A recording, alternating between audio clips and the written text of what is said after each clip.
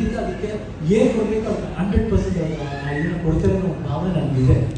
ಯಾಕಂದ್ರೆ ನಾವು ಸಮಾರಂಭಕ್ಕೆ ಹೋಗಿದ್ದು, ನಮ್ಮನ್ನು ಗೌರವದಿಂದ ಕರೆದಾಗ ಗೌರವದಿಂದ ಹೋಗಿದ್ದೀವಿ. ಅದೇನಾಯ್ತು ಅಂತ ನಮಗೆ ಗೊತ್ತಿಲ್ಲ. ಬಂದು ನೋಡಿದಾಗ, ನೆನ್ನೆ ಬಂದಾಗ ಇಲ್ಲೇ ಇದ್ರು, ಎಲ್ಲಾದ್ರೂ ಮಾತಾಡ್ತಾ ಇದ್ರು, ಇಲ್ಲೇ ಕೇಳ್ಬೋದಾಗಿತ್ತು ಎಲ್ಲರೂ.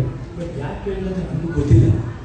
ಬಟ್ ಕನ್ನಡ ಪ್ರೀತಿ ಅನ್ನೋದು ಯಾರೋ ಒಬ್ರು ಮಾತಾಡಿದಾಗ ಮಾತ್ರ ಬರಬಾರ್ದು, ಇದು ಥ್ರೋಟಾಗಿ ಇರಬೇಕಿದೆ.